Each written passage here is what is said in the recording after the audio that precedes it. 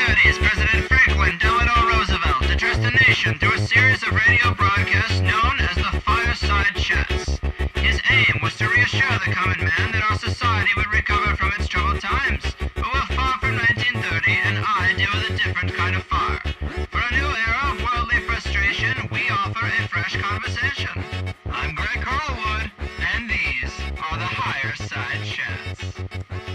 How the hell are you, Higher Side Chatters from sunny San Diego, drinking a little drink here and smoking a little smoke? I'm Greg Carlwood, and man, do I find today's show to be a little bit disappointing. If this is your first episode of THC, I'd probably suggest you listen to any other episode first. They are all a lot more civil than this. I do have to apologize for this interview. It's the only time that one of my shows has descended into a dramatic shouting match, and if you're not familiar with Jan Irvin, I have to give you a little bit of background as to why I think this interview went south so fast. Jan was big into the psychedelic culture a few years ago. He gave Joe Rogan his first dose of DMT, sold Duncan Trussell mushrooms a couple of times, was a large part of popularizing John Allegro's book, The Sacred Mushroom and the Cross, which was about John's discovery as being one of the first to read the Dead Sea Scrolls.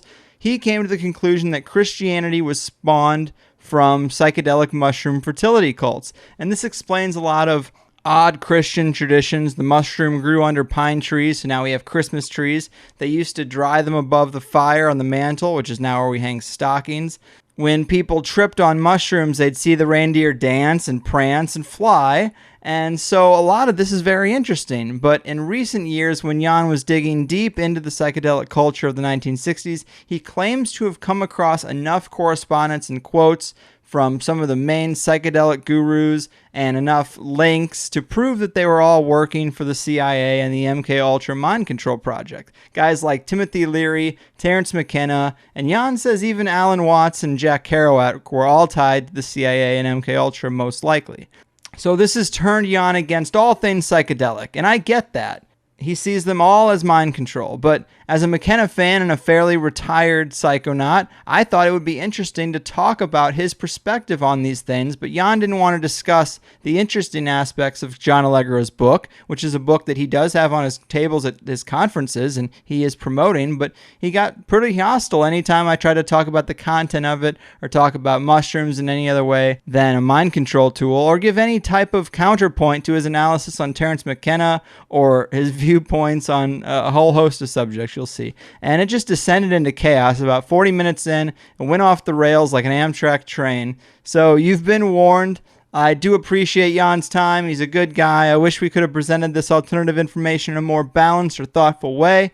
You know, I thought we had a pretty good rapport. We smoked a bowl right after his ParanoiaCon presentation, so he doesn't have a problem with weed, but either way, it is what it is. In the second hour, we talked more about diet as mind control and the dangers of wheat and the benefits of a fat-based diet, and that was pretty civil.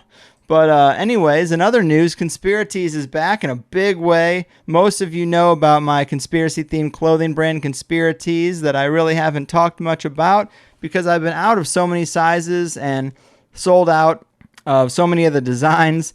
But thanks to the surge in Plus Show signups, I was able to put a large order in, and we got some new colors, some grays and some blues, got some double XLs for people who've been complaining that I have no double XLs.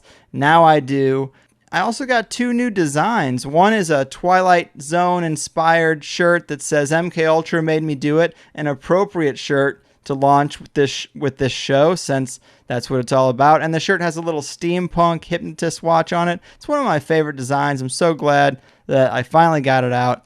And also out is a shirt that was designed with the thought in mind of, I wonder what a shirt from the Bohemian Club gift shop would look like. So if you've ever seen those kind of old-fashioned, lame, oval design truck stop gift shop shirts, it's in that sort of style. I love it. It's a big picture of the burning of Moloch, the owl statue, and along the bottom it says the phrase that you see posted above the Bohemian Grove gate, and it says, "Weaving spiders come not here." Pretty cryptic, but I think it's a funny shirt. So anyway, I have rambled long enough. Let's just get down to it. Here is an interesting thought-provoking, controversial, and at some points awkward episode of THC with Jan Irvin. Well, they can't all be winners, can they? All right, people, we know the dark tentacles of mind control and manipulation have worked their way into nearly every scope of the human experience, and the vast, persistent think tanks of the nefarious elite have done their damnedest to ensure that the ideas and trends that hit our culture have been thoroughly vetted and tweaked to produce the results that keep the power pyramid intact and the masses dumb and distracted.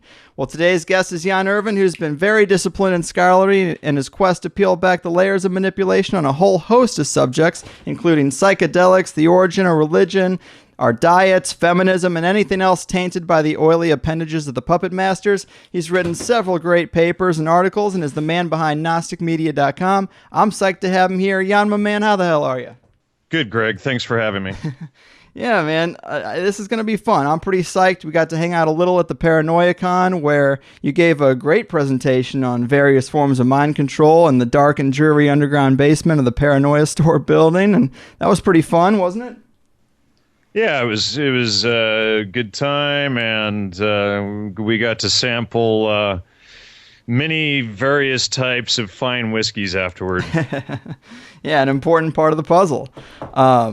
Absolutely, especially when you weren't previously versed in whiskeys, and you're not going to go out and spend, all the money on 50 bottles to line them all up and try them. So that was actually pretty nice. Yeah, they all just taste like burning to me.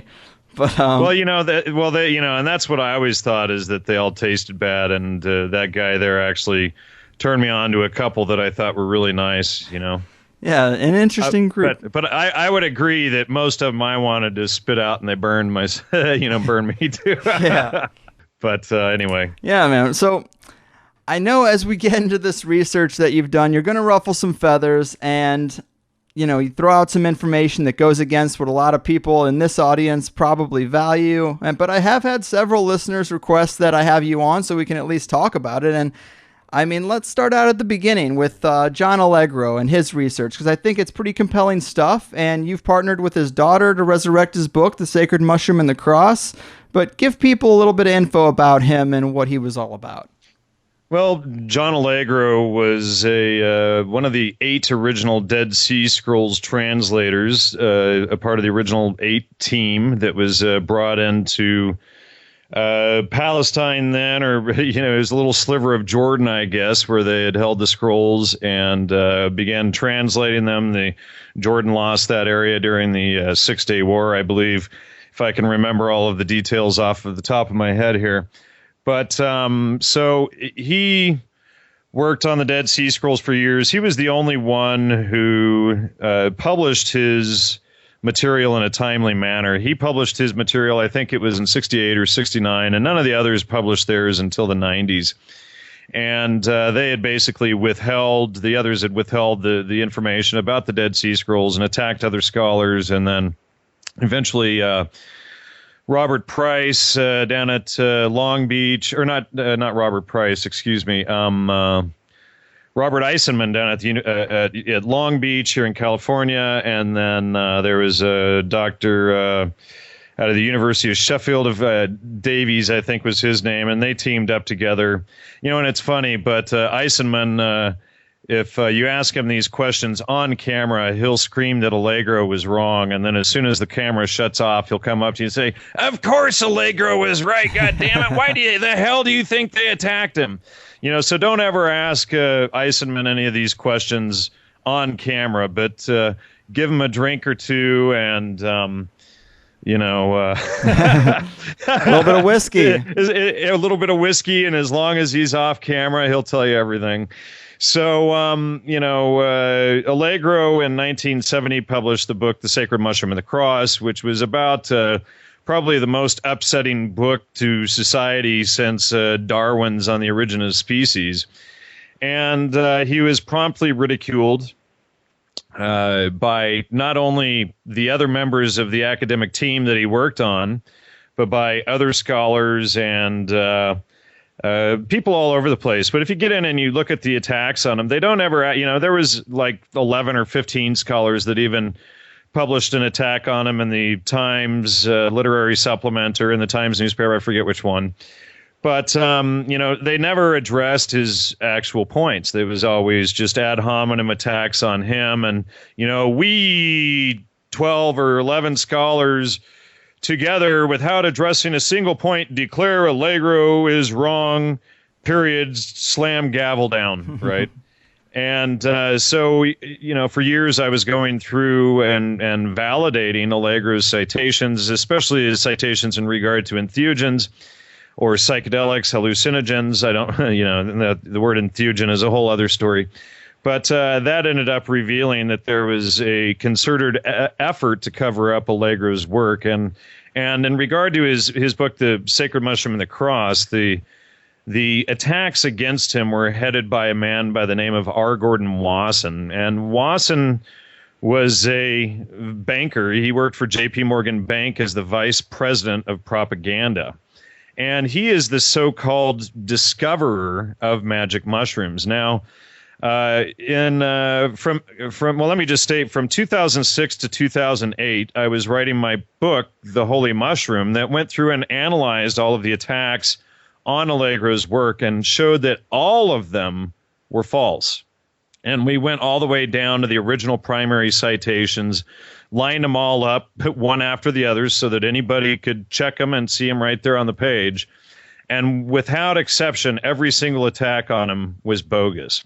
So then that forced us to turn our attention the other direction. Go ahead. Mm-hmm.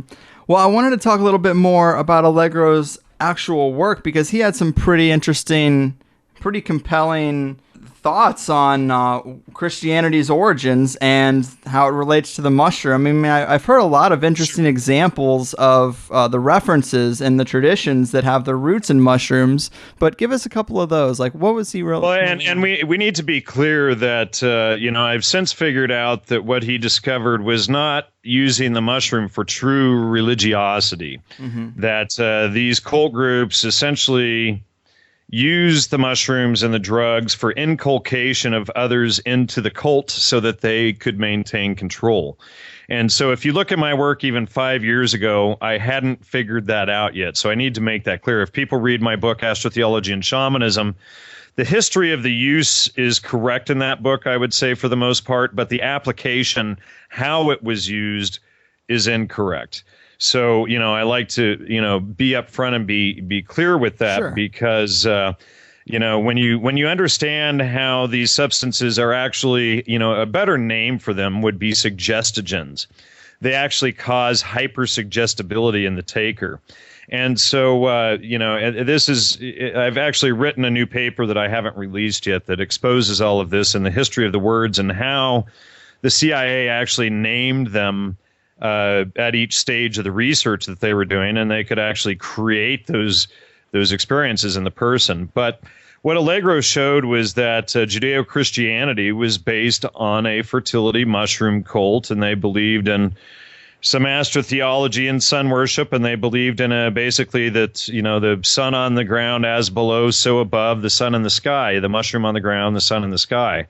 And then there was amalgamated fertility worship in there as well, because obviously that was the source of life. And we didn't know where, mushrooms had come from at the time, et cetera, right? At the time they believed that mushrooms appeared by thunder overnight. They didn't know that spores and mycelium existed, mycelium under the ground, or mycelia, and, the microscopic spores. Mm-hmm.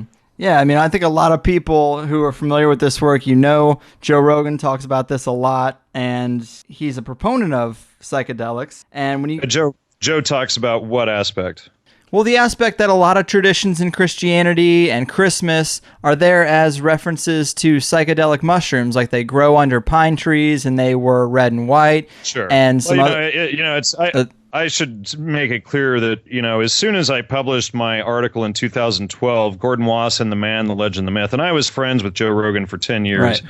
But the day I published that article, he started going all over the internet, slandering me and posting false attacks, doing radio shows attacking me and lying about the work, et cetera. And basically, all of that is just attacks on me. I mean, that's what these enlightened spiritual guys want you to believe is that they're going around the internet and slandering and name calling at people as somehow enlightened spiritual behavior. But, so I had, knew Joe for years, and I had turned Joe onto all that stuff. And in fact, if people want to know the truth, I gave Joe his first dose of DMT.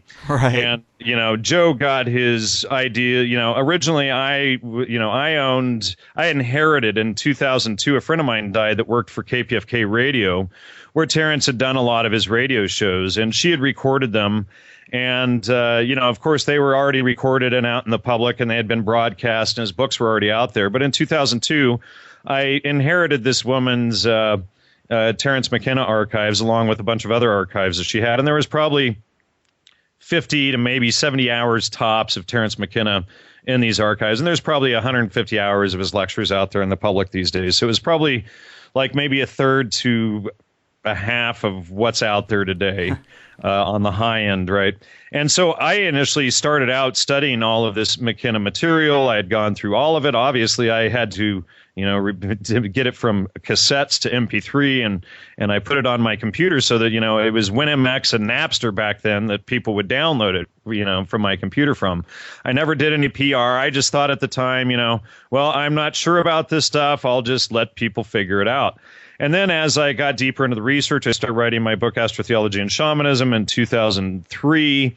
And the more I got into writing and researching, and of course, when you're doing research, you have to go through and verify people's citations. Mm-hmm. And just time and time again, McKenna's citations didn't check out. So that started, that really alerted me to a lot of problems in his work. I didn't suspect at all that he was an agent then at the time. I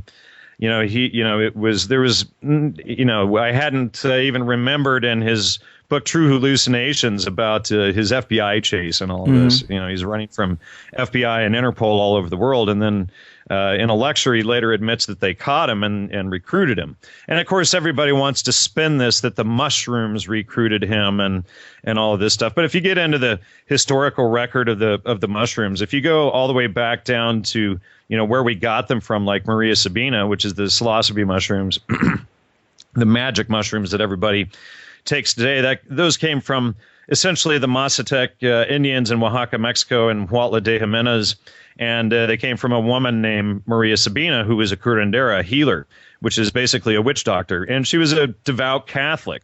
And Wasson went in there, the so-called discoverer of mushrooms, and he had a whole preconceived religion that he forced onto the Mazatec, and then told everybody that they were magic mushrooms and that this was the religious experience. But if you go in and you actually look at what Maria Sabina had to say about it, she was furious with Wasson, and she said nobody, in our society took the mushrooms for, to find God or for spiritual purposes. She says they were specifically to heal people from the sicknesses that our culture suffers from.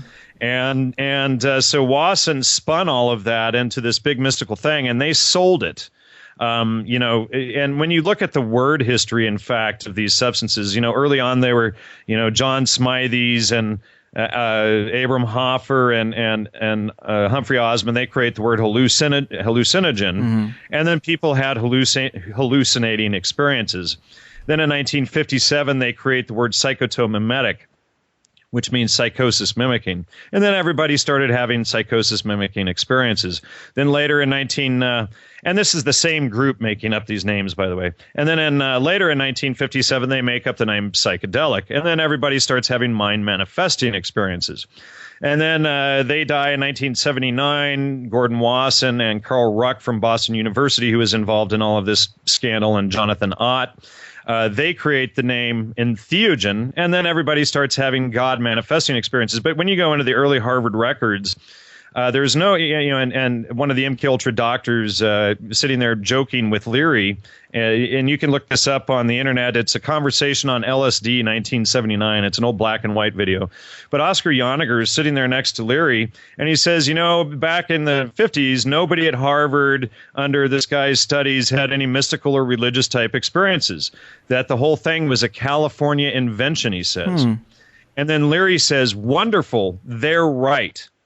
And that's because, nobody at Harvard had these experiences because, as long as it was a hallucinogen, you hallucinated. As long as it was a psychotomimetic, you had psychosis mimicking experiences. But when you grasp that this was all marketing, and then these guys were all from the Harvard Social Relations Department. Wasson was the head of propaganda for J.P. Morgan Bank. Leary was, Harvard Social Relations. Leary also wrote the CIA's entrance exams. Leary was considered the #1 personality tester in the country.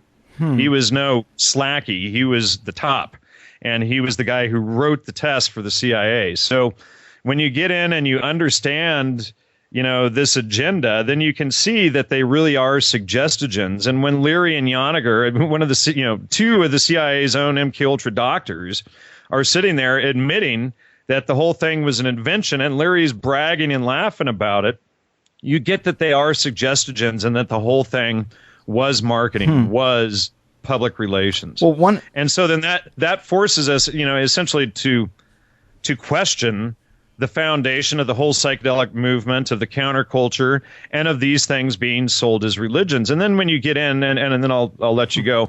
Then when you get into the history of it, you see people like, scholars like Marlene Dobkin de Rios, who died last year. She'd been on my show before, but in her book, she admits that these substances are used for inculcating the youth into the culture, and they cause hypersuggestibility. Another MKUltra doctor, Dr. Sidney Gottlieb, on the floor of Congress in 1966, says the same thing.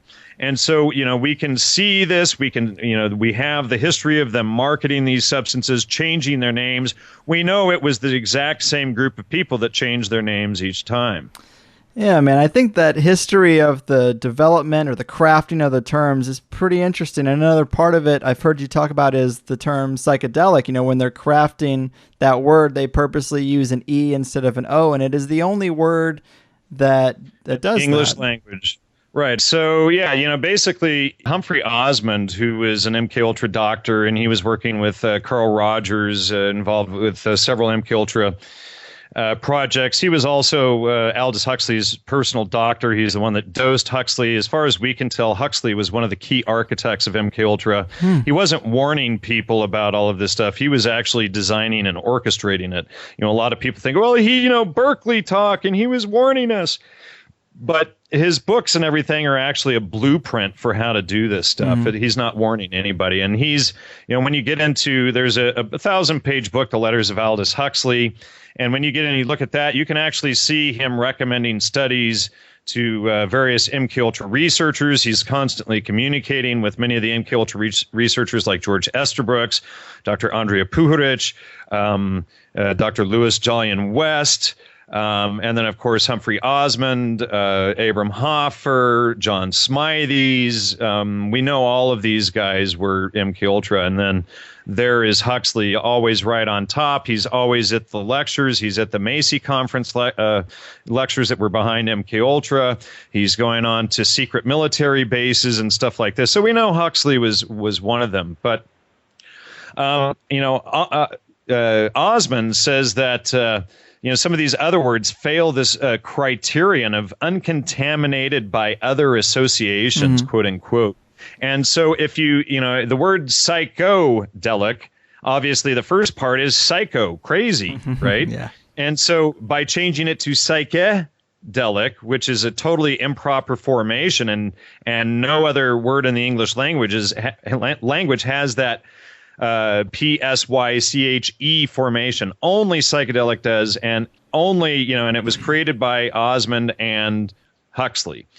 And so, we can see the agenda there, that they don't want any negative association with the experience, because what they want to do, and we can see this in Marshall McLuhan's work, that they're trying to sell it as a religious experience, and Marshall McLuhan is very clear on the whole thing. And, he has a conversation with Leary. And in fact, when you understand that all that Leary was doing that whole time was Marshall McLuhan's marketing and his own, because he was a marketing and social relations expert himself.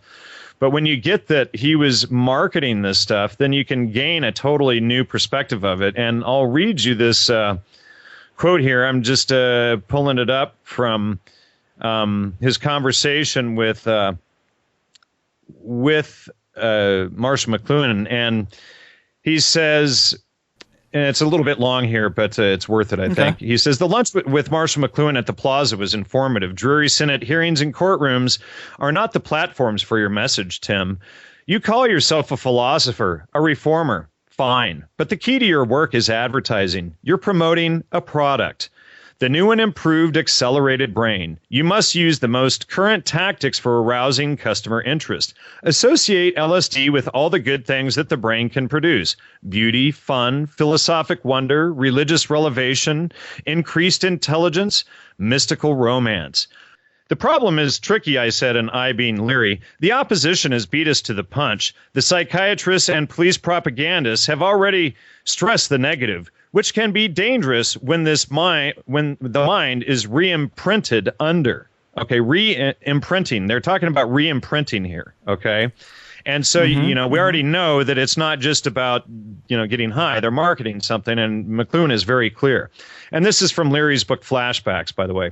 And he continues, they may be deliberately provoking bad trips. They never mention the 999 good experiences. They keep repeating LSD, jump out a window, then some ill-prepared person goes spinning into new realms, or he or she wonders, what happens now? Oh yeah, jump out a window. It's like the over-solicitous mother who warned her kids not to push peanuts up their noses. Exactly, agreed McLuhan. That's why your advertising must stress the religious. Find the God within. There's the origin of Enthusiasm, ladies and gentlemen. It was an advertising campaign by Marshall McLuhan. That's interesting. This is all frightfully interesting. Oh, there you go. Your competitors are naturally denouncing the brain as an instrument of the devil. Priceless, he says.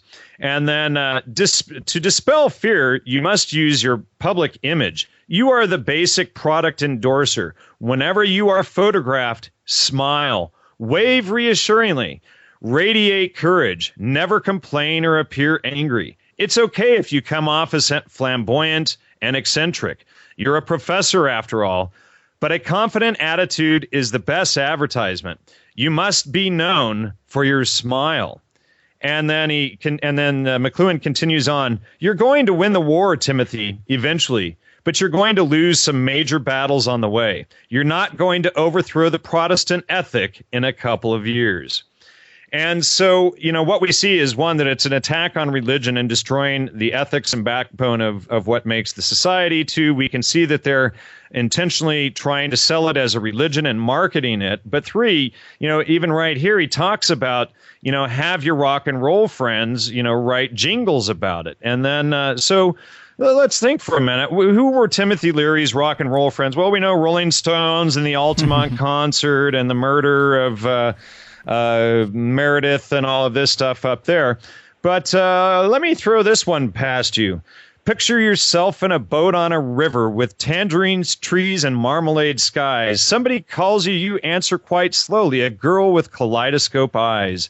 Cellophane flowers of yellow and green towering over your head. Look for the girl with the sun in her eyes and she's gone. Lucy in the sky with diamonds. And so, what we have here is that the Beatles got McLuhan's message to Leary and produced the song. And, of course, the Beatles were close friends with Leary. Now, in Beatles and McLuhan, and there's a book, in The Beatles and McLuhan, Understanding the Electric Age, the author Thomas McFarlane says that by 1966, the Beatles knew exactly what McLuhan meant and wanted. So they wrote the jingles like they were selling a Ford or a can of Campbell's soup or Coca-Cola. They created the jingles to sell and market LSD. I mean, this is interesting, man. I mean, it seems like basically your mission now is to undo a lot of what you've popularized. You said you gave Joe Rogan his first DMT. He's now one of the biggest proponents of DMT. You brought out a lot of the Terence McKenna audio. Well, the audio was already out there. Like I said, it was all stuff that he had already recorded and released. I just happened to spread it around a little bit. I happened to inherit the master copies, and I put them in a folder with about 500 other audio files on Napster, and I just let people download them for a while, and I didn't do anything to physically popularize them. But yeah, I suppose probably the biggest mistake I made was giving Joe Rogan a hit of DMT. So now you're trying to put the genie back in the bottle. Well, here's the thing you can, I don't know if it's putting the genie back in the bottle. I had been fooled and tricked by these people myself. And sure. if when you go along, research is about following the citations to the conclusion. You don't, come up with your conclusion first and then force all of the citations to it. So the more I researched, the more I discovered something was wrong. When I discovered that Wasson was CIA back in 2007, 2008, I didn't realize at the time that, that all of these other guys that were involved in this were dirty as well. I just thought it was Wasson. What was up with Wasson? And I wanted to... But hold on. So when Okay. but when I started investigating Wasson and getting into his primary documents, I went through Yale, through Princeton, through Columbia University, all these different universities that had, letters and things from Wasson. So then I get all of these letters and I see all these, letters, his personal letters that he's written back and forth to intelligence guys. Okay. Mm-hmm. And then, you have to think, okay, well, I can go along with the story that everybody's saying that this guy was good, or I can expose that he was a CIA agent. And then when I got into the MKUltra documents, I discovered in there that it was actually Wasson who requested the $2,000 from the Gestechter Fund, and that he is the guy who was in charge of MKUltra Subproject 58 that actually became the Life magazine article from May 13, 1957. So, I could have shut up and gone with the flow and, probably made a lot of money and been a really good agent man for him, or I could stand up and tell the truth and say, hey, this is wrong. And, at first I thought that, most of the scholars were just incompetent and, they had just based their work on secondary citations. They didn't go all the way down to the primary. But the day I released that Wasson article, the man, Gordon Wasson, the man, the legend, the myth, it's like all of a sudden, all of these people who you think are your friends are just suddenly they turn on you. They don't ever address a single point in the research. And mind you, most of them are authors, writers, and researchers. And they should be able to go point by point over the facts.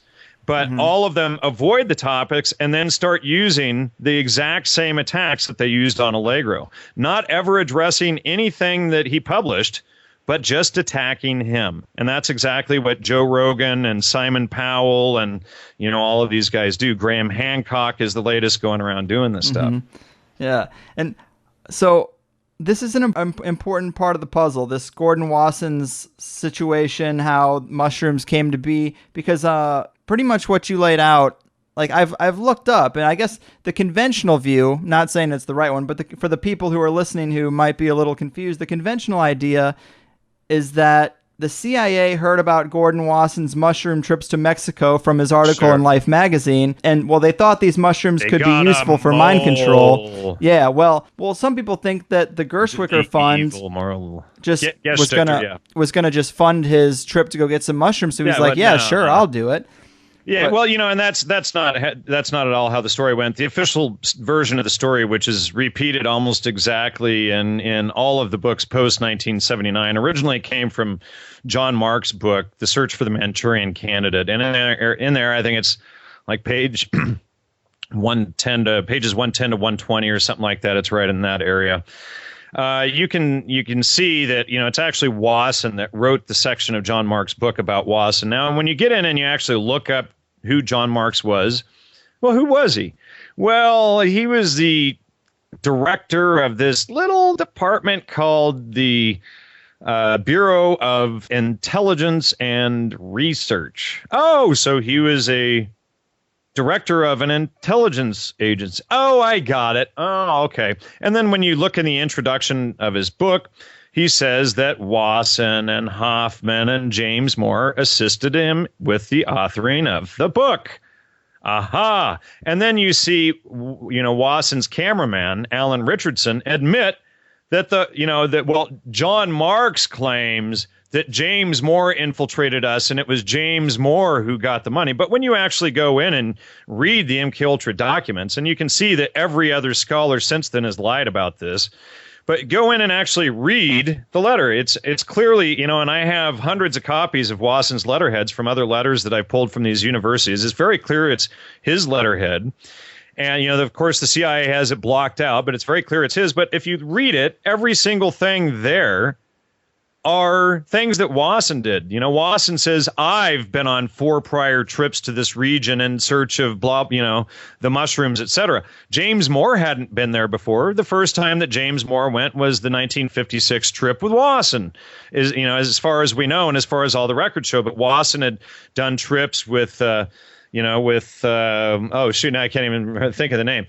But, but from 1953 to like 1963, Wasson did a trip every year. So he did 10 trips total. Mm-hmm. And James Moore was just one of them. But we can see Wasson's private letters. Like recently I published a video, Psychedelic Intelligence, where we show on screen Wasson's letters between Allen Dulles, the former head of the CIA, and talking about recruiting people to the Century Club, where Wasson and Aldous Huxley were both members, along with Dulles, and we can see Wasson's letter requesting that money directly from the Geschichter Fund. It was not James Moore, as is the official story. Every single version of the story out there says that James Moore approached Wasson and that offered Wasson the $2,000, which back then in 1956 money, that's roughly like $17,000. So far enough to pay for the trip and the airplane and all this kind of stuff. But, so this story comes out of Mark's book and it spreads out from there. And then another thing that you can see in Wasson's letter, and it's like I said, it's very blatantly clear. He's talking about Roger Haim there. He's talking about the team. And he says, and we're going to need the personnel that are going to be going with us. So Wasson requests the money and is talking about the team that he wants to put together under the CIA. And not only that, we have Wasson's personal letters with DCI Allen Dulles just weeks before the Life magazine article was published. We have Wasson hanging out with Dulles at the Century Club and at the Council on Foreign Relations. We have, there is another researcher, Bruce Adamson, who's a big JFK assassination researcher. And, there's in the CFR archives at Princeton University, and I've gone through and I've pulled every single citation on Wasson that Adamson had listed in his books, and every single one of them checked out. And Wasson is right there in all of these CFR conferences with all of the key people that were suspected of being involved in the Kennedy assassination. And of course, Kennedy, fired Allen Dulles, and Allen Dulles was one of the heads of the Council on Foreign, of the MKUltra program and the CIA. And Kennedy was shutting the CIA down because of the MKUltra program and all the stuff that the CIA and Dulles and Huxley were doing. And so then, he gets killed, right? And then Dulles does the investigation on his murder. Dulles was in charge of that investigation. So, right. Obviously, you couldn't get any closer. And not only that, but Huxley died on the exact same day that Kennedy was assassinated. And Huxley also recruited Leary on the same day that Kennedy was elected. That's interesting. So, yeah, well, it's because, I think that Kennedy was really, that Huxley was really Kennedy's arch nemesis, essentially. And he's running all these things. See, Kennedy, I think, and you can find this in their comments, but, Jay Stevens in his writings talks about how the politicians wanted to uplift the masses. And then the Huxleys and everybody wanted to do a direct attack on the minds of the masses, and that they were going to use the psychedelics to do this attack rather than to uplift everyone. And so I think when Kennedy pieced it all together and he realized what the CIA was doing, he wanted to shut the CIA down. And then, when you get into the claim is that Laura Huxley dosed Aldous and he had put it in his will what he really wanted. But if you get in and you read the stuff, Laura claims, well, only I could interpret the message from his will. It was really ambiguous and only I could do it. So basically, she just made it up. But in his letters, you can see that Huxley thought he was going to be getting better. And then who did Laura call before she dosed Huxley to find out more information on it, she called none other than the CIA's own MKUltra doctor, Dr. Sidney Cohen, who is also a friend with Leary and at the party with Oscar Yoniger that people can see on that black and white video we mentioned earlier. And Leary talks in the middle of that they were all agents and they were all, in their underground cells. Right. And so, Laura calls Sidney Gottlieb to ask him if, he's ever dosed anybody in the process of dying. And then she goes and doses him after she talks to this MKUltra doctor, and then she claims that it was in his will. Well, why was she calling Sidney Gottlieb, asking him if it's ever been done before and all of this stuff? And then when you get that they're really suggestogens and that Kennedy was really, they were like the nemesis of each other. It's like, you couldn't even make this stuff up. So then she doses them. And essentially when you get that they're suggestogens and they cause hypersuggestibility, like if you think of like the ayahuasca healers down in South America or in Mexico, et cetera, and they have all of this witchcraft that goes with it, and they might tell you something bad, and then the locals will believe it, and they'll go get that disease and die from it, right? And we see Maria Sabina treating this 17-year-old boy down in Huautla de Jimenez, and then he dies weeks later as well. So it's very possible that Laura actually suggested Huxley to his death at the same time that Kennedy died. I think that the information, the contradictions in her statements and in his letters, and then the timing with Kennedy, not only hiring Leary at the moment Kennedy was elected, but Huxley dying at that moment, and they're covering up all of Huxley's involvement with, the psychedelic revolution and counterculture. It's just, you couldn't make this stuff up. You know? That's why I don't care for fiction that much, because, this stuff, when you go down to the primary documents and look up what these guys were actually doing, it's way better than fiction. So, knowing that they've been used for mind control, knowing that these psychedelics have been used to influence the culture, you yourself have done them over 1,000 times. Does this information lead you to put no value on those experiences? Well, today I think, I could probably have taken them 10 or 20 times or maybe 100 and probably gotten as much or more out of them. And what would I have been doing in all of that time that I wasn't pillow sitting and navel gazing under their influence? I'm not going to say that I didn't gain anything out of it, but, you could probably get just as much out of one or two if you do it properly, as, 1,000 or hundreds or whatever you want to call it, right? Whatever number you want to put on it. But, what benefit that I did get out of it was now I can sit here with you, Greg, and talk about how it was used for control, and I've gone through the whole system, being an ethnobotanist and ethnomycologist for 20 years, having read, most of the literature out there. Now, at least I can, look at it from the other side instead of promoting it and saying, hey, and it's like being a whistleblower. You work somewhere for years or whatever, and you believe in it, and then all of a sudden one day, something goes wrong, and it wakes you up, and you go, oh, this is all wrong. And that's what happened. And what was happening with me is I was doing about 55 interviews with the world's leading psychedelic experts. And each of the interviews were being transcribed to go into this massive 1,000-page book that I never ended up publishing. It's been finished for a couple of years. But it's basically what happened was, in the process of doing all of these interviews with guys like Dave Nichols, and you name it, I interviewed, just about any of them that I get my hands on, any of the top scholars from the field. And after about 2 years of doing all of these interviews, it started creating a fishbowl effect. And I could start to see that there was something else going on there that wasn't quite right. And, and then in 2009, this guy by the name of Gino Denning contacts me, and he can see, he could see a lot of the frustration I was having dealing with audience and stuff, and how they would, just attack the presenter and never the actual, information. And so he presents to me the Trivium, and I was sick at the time. He sent me the email. I couldn't get it open, and then I was getting ready to go to Peru to, visit my ex's family and to get some treatment down there, et cetera, for 15-year ongoing stomach problems. And I finally get this email open and read it, and I'm just like, oh my goodness, this is what we didn't have when we wrote ANS. This was what I kept spotting all of these sevens and the 7 liberal arts, but I couldn't figure out how it fit in. And he basically just handed it all to me. And then we did a few shows together. And then that was what really kicked it into high gear. And initially I was going to put, and it's still there, but put the Trivium and Quadrivium in with this massive book series that I did, hoping that would be enough. But then as time progressed, we began to realize that it wasn't just Wasson who was the dirty one, that most of the psychedelic stars were agents. It was, we were asking the wrong questions. It wasn't, which of these guys were agents. It was which of these guys weren't agents.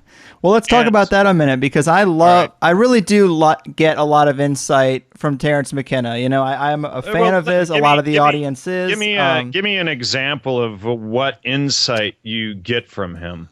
Well, to paraphrase, one speech of his I really like is about the cultural operating system and shedding that. And right.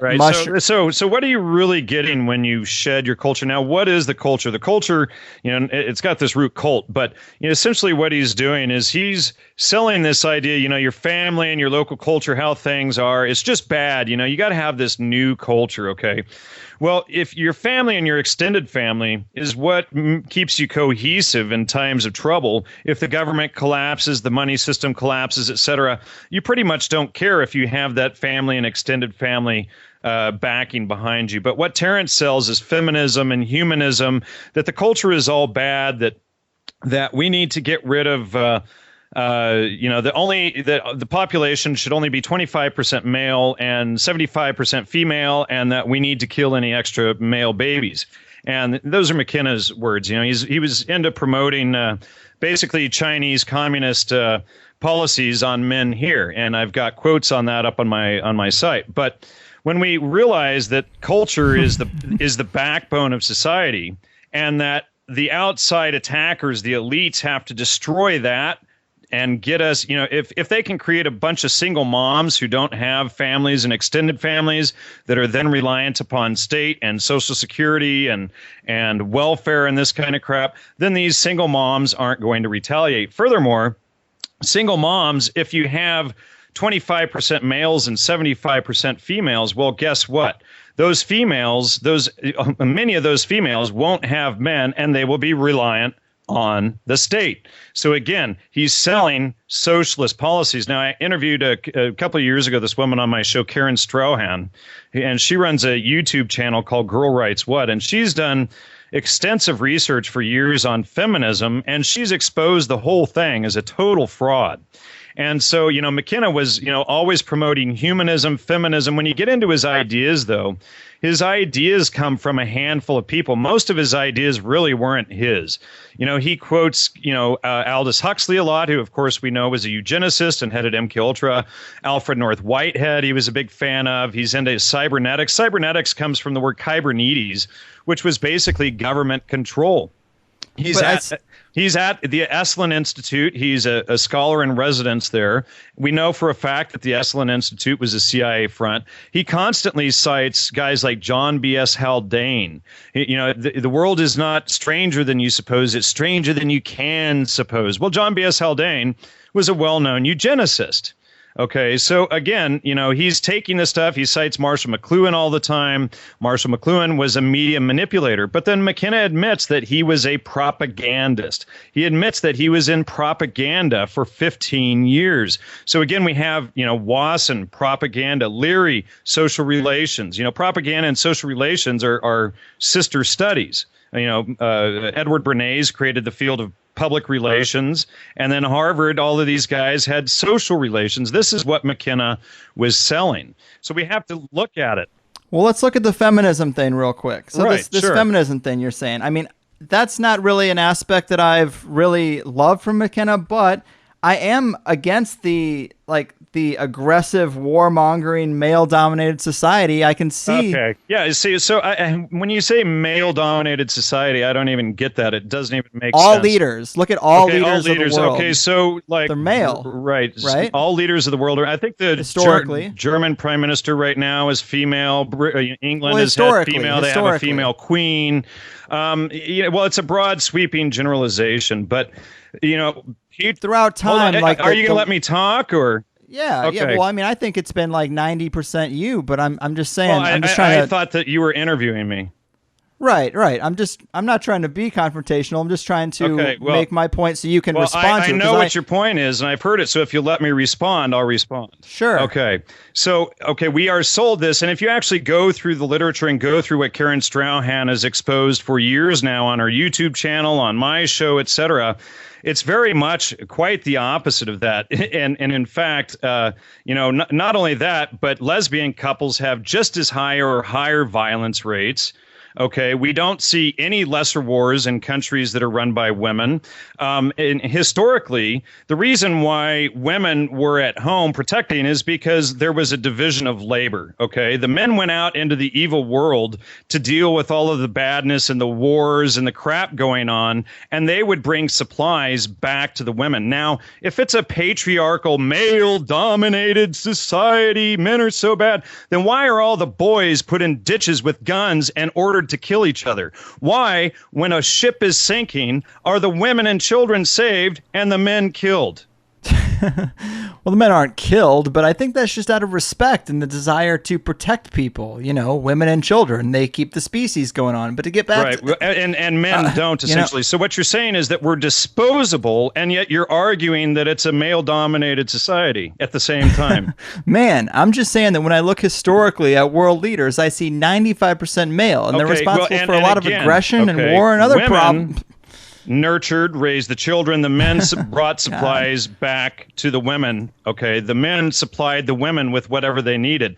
Oh, honey, if you nurture me and my children, I'll give you whatever you want, honey. Oh, do you need a machine that will wash the dishes? I'll get you that. Oh, honey, do you want something that's going to bring light at nighttime? I'll get you that. Oh, honey, do you want something that makes music when there's no band around when you're busy feeding the children? I'll get you that. And so we have radio and we have dishwashers and we have all of these things because of the dedication to women. There is a different story there that feminism completely ignores and distorts as part of its agenda. And by the way, that was, more BS that came out of the Esalen Institute as well. But, for your audience that's actually interested in getting more information on this, and I do recommend they go to Karen Strahan's Girl Writes What page on YouTube and watch everything that she's got there. She's got many dozens of videos, and it's going to be very hard when people wake up to that. It was one of the hardest things because I used to believe Terence was right on feminism, and I used to argue just like you. But when you actually dump the facts and the propaganda bullshit from the propaganda masters out of Esalen, you'll see that there's a whole different story there and that they omitted all of these very key facts. And Karen, and then, there's somebody who was on Red Ice Radio last year who exposed all of this stuff as well.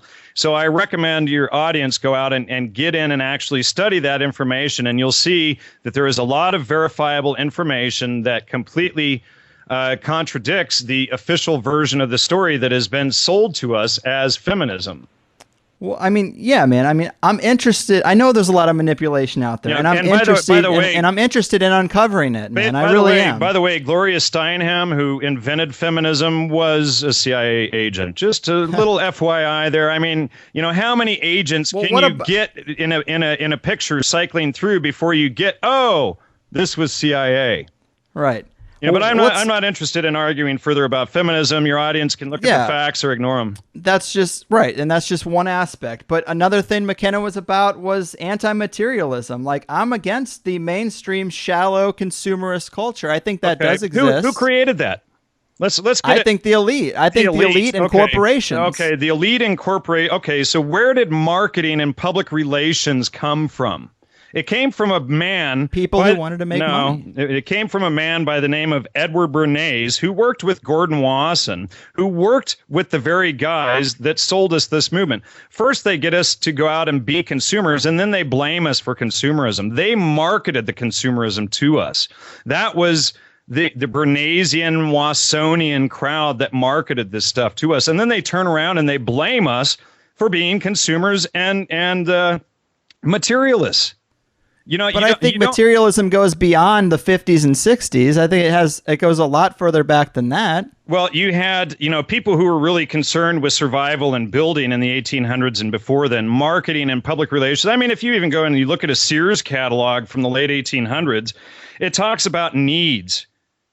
This does this, it does this, it does that. It will serve this need. They didn't, you'll get girls and you're all, they didn't play on your fears and your propaganda. They didn't use all of these fallacies to market it to you. They told you what it did, and you either needed it and you bought it or you didn't. And it was as simple as that. Marketing didn't really come in until the understanding of public relations propaganda and how to use it really came into effect. And, we had guys like Walter Lippmann and Edward Bernays, who both worked with Wasson at the Century Club and who marketed this stuff. They were all working together. These were the guys who marketed this. The problem is the elites and the Zionists and these groups, they create these problems and they market them to society. Oh, look what we can do. We can turn them all into good little consumers, and then we're going to get really rich. And then they turn around and they blame the population for the compulsory education, the dumbing down, the lack of trivium education. They turn around, they blame the people for that and say, you know what? There's too many people now. They all screwed up. They're too dumb. Now we got to get rid of them because they screwed up. It's like the. Well, I blame the people for materialism too, to an extent. Yes, they're being manipulated, but you have a responsibility as well. Like, I'm not a super materialistic person. Okay. And you're going the opposite extreme. I mean, there's something else too, whereas, you need to build for your future and have that family and backbone. And it's okay. I mean, obviously you don't have children, but when you do have children, you want to be able to provide a future for them, things for them, leave things for them as well. But let me just read you this quote. For if you, the rulers, suffer your people to be ill-educated and their manners to be corrupted from their infancy, and then punish them for those crimes to which their first education disposed them, what else could be concluded from this, but that you first make thieves and outlaws and then punish them? Sir Thomas More, and that's from the early 16th century. Okay. And so, in other words, you don't dumb people down. You don't take the trivium away. You don't spend all of this effort to dumb people down. The CIA, if people were this bad, the CIA and the government and the elites wouldn't spend so much effort to hold people down and to manipulate and control them. No doubt we're being dumbed down. They wouldn't force us through the compulsory education system. And then, you don't blame people. Oh, well, they should have figured it out and known they were being manipulated when they've been inculcated through this compulsory education system since the time they were 5. Yeah, but I figured it out and you figured it out. I figured it out. Yeah. Okay. But, here we're sitting here arguing over who is to blame. Do we blame the people for being PR'd and marketed by guys like Wasson and Bernays, who sold this very crap to us, and then turn around and sell us the religion? And what was Huxley selling in all of this?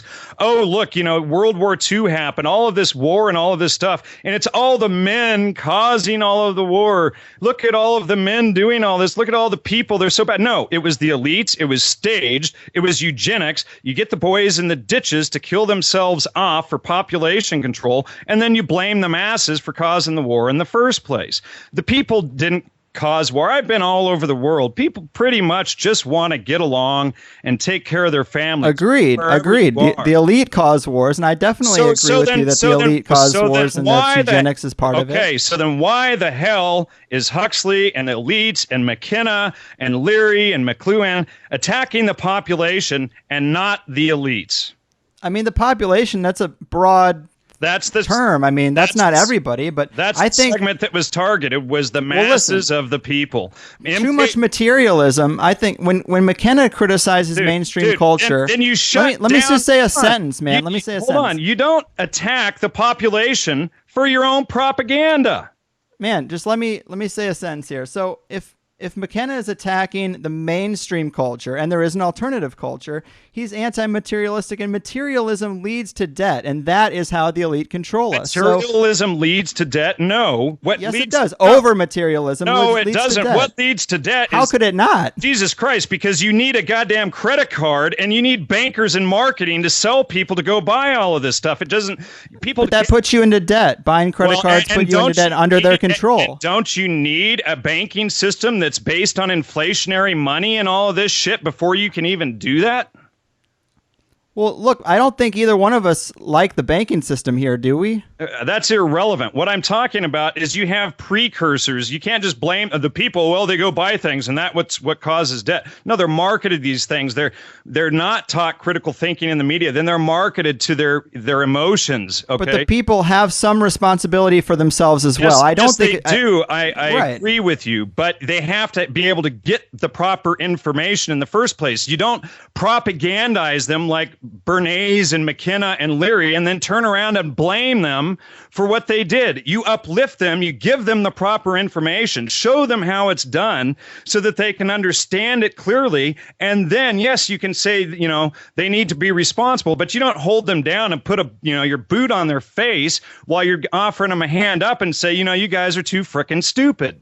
Right. I don't think either one of us think that that's the way things should be. Well, that's but the way it's for going. me, an example I learned is you can't blame the population for what the elites have created. This is a system of social control across the board. They created the problem, and then they blame the people for their own creations, and then they'll try a new social control program, and then that one F's up, and then they blame the people. They create all of this marketing and consumerism, and then they blame the people. Look at the pollution you cause. It's bullshit. They are the ones who marketed the stuff. They are the ones who are culpable and responsible. I mean, yeah, they are. Granted, we don't have the resources. The individuals don't have the resources. They had plenty of resources until, what was getting the women into getting them to vote? What was that about? Let me just ask you. Well, I know this story. Getting the women to vote, they wanted to tax them, man. I know this. Okay, well, and it's sold for women's liberation. It was such a bad voting is bullshit anyway, so granting someone the right to vote doesn't really do anything for me. The whole point is to get them out of the family and into the factory and paying taxes. So that backbone of society is broken. Right. It's no longer I understand. Everything that they do, everything they push is to generate more revenue. And that's why I think they push materialism on us. But you create the consumer. You get people not reliant upon themselves, not getting stuff out of their own farms and their own ranches, etc., but buying things, and then you market to their needs once you've broken that family background, and then you don't turn around and blame them once you've done it. Right, and I don't know how this descended into such madness, man, but I just wanted to have a conversation about McKenna's points, and was he a manipulator or wasn't he? Obviously, he was a manipulator. Look at his background. But it's not obvious to me or the audience. We're trying to have a conversation to make the case for that. If you let me talk, we'll if you don't keep interrupting. Man. But, dude, all you want to do is defend feminism and defend McKenna because he's your hero, okay? He's not my hero, man. He's just a guy I think has some insightful things to say. And I asked you what insightful things, and then I showed you. And I brought up consumerism, and you brought up feminism. And I didn't bring up feminism. And I broke it down how this stuff, you brought up culture is what you brought up, and I showed how that was designed to break the family. I showed how feminism was designed to break the family. I showed how Bernays marketed this stuff as as an attack on the society. Bernays worked with Wasson. Bernays trained Wasson. Wasson was the head of propaganda for J.P. Morgan Bank. He's the so-called discoverer of magic mushrooms. McKenna then went all over the world promoting mushrooms. McKenna was also PR. They're all out of social relations. They're all a part of this same group. It's not like, McKenna was the one superhero, really good guy. No, McKenna was dirty as hell. Well, that's what I want to get to. The evidence that shows that he was dirty as hell. I'm interested in it. I think it's within the realm of possibility. I'm not saying that it's impossible. Well, we have primary evidence. He admitted, number one, that he was recruited by them. Where? In the Estlin talk that's been posted on my website for 2 years. Okay, but for the audience listening, make the case for them if you could. Okay, well, you're acting like there's no evidence for any of this. So, let's look at the evidence. McKenna, in his book, True Hallucinations, talks about throughout the book how he was on the run from the FBI and Interpol. Now, in his brother's new book, after I had contacted his brother slipped in a couple of paragraphs that are 100% contradictory to Terence's own story. Of course, Terence is a primary citation. His brother would be secondary. You always go with the primary first. And so True Hallucinations, your audience can read page 22, 166, 179, 186, where he's talking about his FBI and Interpol chase. Now, at Estlin, which is a CIA MKUltra front, we have McKenna in a talk from, let's see, I'm just trying to figure out what the date of the talk was. I've got it somewhere listed down here. But he says, I'm curious about one thing. What is important for you to do this? McKenna says, I wonder myself. Do you mean, am I the alien ambassador, whether I like it or not? And then he laughs and he says, well, often when asked this question, I've said it beats honest work. I mean, my brother is a PhD in 3 subjects and works in hard science, and yet I don't think it's brought him immense happiness. Not that he's despondent, but I was kind of a slider, So he's right here, he's saying it beats honest work, and he's a slider. Now he says, certainly when I reached La Terrera in 1971, I had a price on my head by the FBI and I was running out of money. I was at the end of my rope, and then they recruited me and said, with a mouth like yours, there's a place for you in our organization. And I've worked in deep background positions about which the less said, the better. And then about 15 years ago, they shifted me into public relations, and I've been there to the present. That's a primary straight out admission. Now, all these. That's an interesting quote, especially towards the end. But at the beginning, I think he was being kind of. Well, of course, he sarcastic. He's a PR guy. But if you follow the story, I just gave the page numbers from his book, True Hallucinations, about his FBI and Interpol chase. We have a very clear and concise, no contradictions flow through the story. Page 22, 166, 179, 186. And then his explanation at Estlin, which is a CIA front organization, yet again, founded by Aldous Huxley, who ran MKUltra. We have him admitting this in front of a lecture there. Now, a lot of people will say, well, it was the mushrooms that recruited him. He was talking about aliens. Well, again, like I said, when we go into the historical record, when we go all the way back to what Maria Sabina said that the mushrooms were used for, they were never used for spirituality. They had 5 uses for the mushrooms: healing, finding a lost wife, finding a missing donkey, finding someone who had gone to another country, and one other thing. Nowhere does finding a lost wife. That's interesting. Nowhere does it say anything about deep background, about aliens or UFOs, about public relations, or any of these things. Sure. How would they use it to find lost items? That's interesting. Well, I guess to, put yourself in a different place so you can think about things differently where you may have misplaced something. Maybe. I mean, do you think that kind of alludes to the idea that mushrooms give some type of insight or unlock some type of... Well, no, it's just, it can give you a sort of third person position where you might be able to see things from a different angle that you might not otherwise be able to see. But I would say, it's as far as if you're trying to appeal to magic there or whatever, I'm not going to follow you there. No, I'm just talking, man. And when McKenna says when he started that quote that you read. Let me just read you a few quotes here. Well, let me comment on the quote you already read real quick, and then we'll read some more quotes if that's okay. Yeah, Joe Rogan and Graham Hancock, they want everybody to believe that blatant statement about the price on his head and the FBI and deep background and public relations, that was actually the mushroom talking. So I get that. Well, at the beginning of that quote, when he says it beats honest work, and he's talking about his, I think, brother who has a honest job, I think that's the crux of what I was attracted to, because corporate work, I've done it for 10 years and it sucked. That's the consumerism loop that I'm talking about, the trek that the elite have got us on, that the bankers have got us on. So you think working for a corporation is a consumer and not being a slave to someone else? Why didn't I think people are compelled to work for corporations for jobs they don't want to do with their life because they're stuck in debt. Right. So what you're saying is that you want a dishonest work rather than honest work?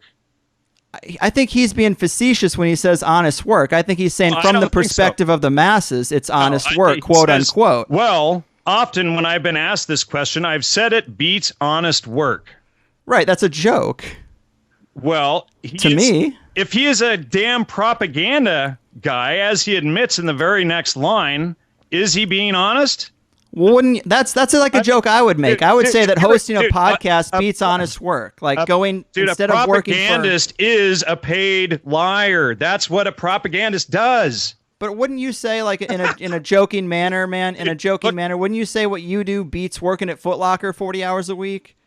I work 12 to 16 hours a day, okay? Right, but wouldn't you say it beats having like a corporate job like that because we're independent? But how is that, what does that have to do with honest work? You can follow your own passion and have honest work. You don't have to go be a PR guy and start lying to everybody. No, but conventionally, honest work is like, going and get a good job with a good corporation, a good secure job. Or you can go get a job with a small local company owned by one of your neighbors or something too. It doesn't have to be some big corporation. There's a lot of answers. What would you rather? Go have somebody, take a gun and point it at everybody else's head and steal their money so that you have some nice little communist system? Like, like the Soviets massacred 150 million people? No, man, I'm anti-violent. I think McKenna preached anti-violence as well. McKenna preached anti-violence, really? I think. You think. Okay, well, let me... Did he not? No, absolutely not. Let me read you this quote right here, because, all of this socialist crap and feminism that he promoted, feminism is based on socialism, which is essentially going and forcing other people at gunpoint to do your bidding. But this is a quote from McKenna, and this talk is Speaking the Unspeakable. And it's found in the question and answer at 1 hour and 11 minutes. And this is a summary of a long couple of paragraphs here. But he says, the mushroom said, but since you brought it up, I would be very interested in seeing a set of social policies, tax incentives, medical policies, insurance policies put in place to limit male birth. This is the way to feminize the human race. I am a feminist. As a humanist, I advocate a reduction in male birth. Now, how is that non-violent? How is that trying to not propagandize women to not raise babies? And if you read the rest of the section there, he's actually talking about women shouldn't take care of their male babies. That's not nonviolence. But well, that I hadn't heard, and I actually think that's a solid point. That's a good point that you made. We're trying to have a conversation here, man. And I thought you had studied some of my work, but well, I did. I studied a good amount of it, but I missed that quote, man. That happens. These are on the front page of the website. I've got several articles up there on McKenna. My Manufacturing the Deadhead article. We talk about how McKenna. Well, fuck me, I guess. But I'm just. Hold on. We talk about in the Manufacturing the Deadhead how McKenna was selling neo-feudalism and a new dark age and how he's dumbing down the kids. Now, Jay Stevens, in the introduction of McKenna's book, states, let me just read this to you for how non-violent McKenna was in his ideas. Our appetite for simplicity has caused us to compress the chaos of the 1960s into one monolithic youth revolt. But there were two philosophies then among the revolutionaries on how the world might be remade. One path endorsed by political power and using the vantage to raise consciousness and save the world. The other path proposed an attack on the consciousness itself using a controversial and soon outlawed family of psychochemicals, the psychedelics. That is from the introduction of McKenna's The Invisible Landscape. Yeah, man. To me, that just sounds like social commentary. He didn't really side with one way or the other. Dude, look around you. Look at what Dave McGowan has exposed with the music. Look how society has been degraded. Right. I don't like mainstream society. You're missing the entire point. The whole thing wasn't about elevating us. The whole thing was to get us to stop producing and stop manufacturing and stop doing everything, so the elites could leave us behind, so that we would self-eugenicize. Okay, it's not about elevating us. If you're not reproducing, you're not elevating, you're not evolving anything. When you're dead, you're done. That's it. It's gone. They're talking about elevating them and getting rid of the masses. They're talking about an attack on consciousness itself, and that is what the entire Manufacturing the Deadhead article is about. That attack on culture and how they sold the Deadhead, the hippie look, the song and dance, how they marketed the whole thing, and how Edward Bernays and Wasson were behind that. Mm-hmm. I hear you, man.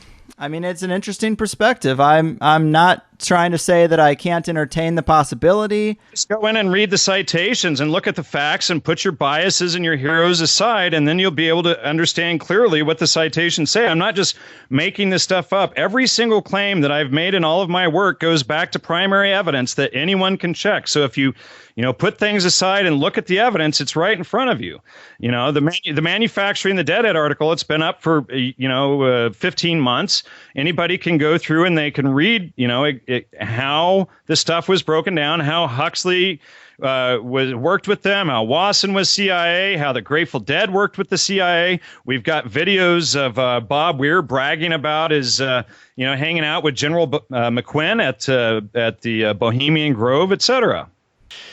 Well, very so cool, Jan. Yeah, that pretty much does it for us, man. I find your research to be really interesting, even though it challenges a lot of my thoughts on psychedelics and counterculture. Well, like I said, it's not about challenging your thoughts or your beliefs. It's about getting down to the facts. Put your beliefs, your thoughts, your emotions aside, put them in the jar. Dig down to the primary citations. Did Jan make this up, or did McKenna actually say this stuff? Did these guys actually do these things? Can I verify? Can I go all the way down to the primary documents that Jan has provided and check them? And if you can, and if they check out, it's true. If you can't, and nothing checks out, then I made it up. And it's as simple as that. Don't focus on me, and I keep repeating that, and it really bothers me when people try to always focus on the presenter. They want to kill the messenger, right? But, stop that behavior and just focus on the content of the message, and can you verify the information? And, if you go from that approach, you'll learn a lot more in life, and you'll go a lot further. Just name calling at people and attacking them because they challenge your beliefs doesn't make them wrong. It just makes you a name caller. Fair point. Before we go, do you want to give the people a little info about your website or where they can continue down this rabbit hole of yours? Sure. Well, if those who want to get into studying the trivium, they can go to triviumeducation.com. That's www.triviumeducation.com. And then the main website is gnosticmedia.com. That's GNOSTIC media.com. And of course, I'm the publisher of John Allegro's book, The Sacred Mushroom and the Cross. And you can just go to johnallegro.org. Right on. Excellent, man. Well, it was great to meet you at ParanoiaCon. Today was fun. Sorry you got upset. I tried to be pretty respectful of our little disagreement there, but hopefully you had a good time. I think you were the one that got upset, but anyway. I don't know, man. I'm pretty easygoing, but well, I just like to stick to the facts, and I don't like to go down all these emotional rabbit holes. I mean, as long as you're checking what you think, where did McKenna get these ideas? And when you start realizing that his largest influences were guys like John B.S. Haldane and Michael Coe and the Jesuit priest Pierre Teilhard de Chardin and John B.S. Haldane, and all these guys were eugenicists, and this is the program that McKenna sold. And when you realize that just like all the others, he's just another PR propaganda guy, then you can step away from the emotions and see the information for what it really is. Fair. Well, keep doing what you do, man, and take care of yourself out there. You're a real controversial guy. You too, Greg. Take care of yourself, man. There we have it, folks. An interesting episode indeed. I just am not sure that some of those quotes were conclusive enough, but maybe I'm in denial. Either way, you can make up your own mind about those disagreements, and in the second hour, Jan did present some interesting info on diet and getting wheat out of your repertoire. He gives his opinions on Graham Hancock, who Jan has been butting heads with, and also throws Alan Watts and Jarek Kerouac in the MK Ultra camp. I don't agree with it all. I don't think the case was all that strong. I think the connections are a little loose, but I tried to be respectful, didn't resort to any name calling, got a little frustrated with being talked over, but Man, if you are interested in those other topics, definitely sign up for THC Plus. You get the extended 2-hour show every 5 days for just $5 a month. And there are some really interesting shows on the roster, wild stuff. I would tell you all about it, but that's not my style. So here's an appropriately titled song from our good buddy Adam Gorightly to play us out called Psychedelic Secret Agent Man. And that's going to be it from me today. Go check out the new shirt at conspiracies.net. Your move, MK Ultra. Your fucking move.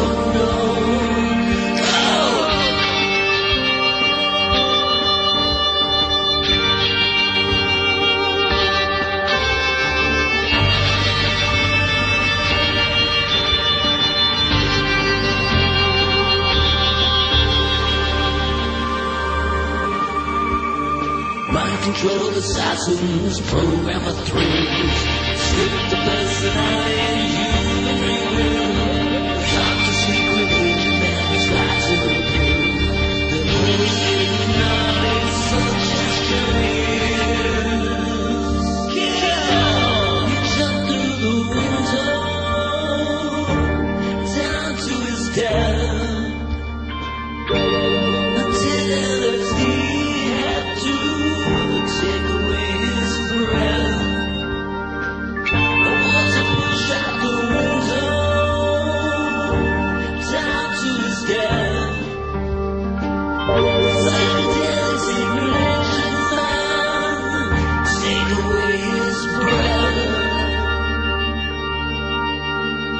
Thrill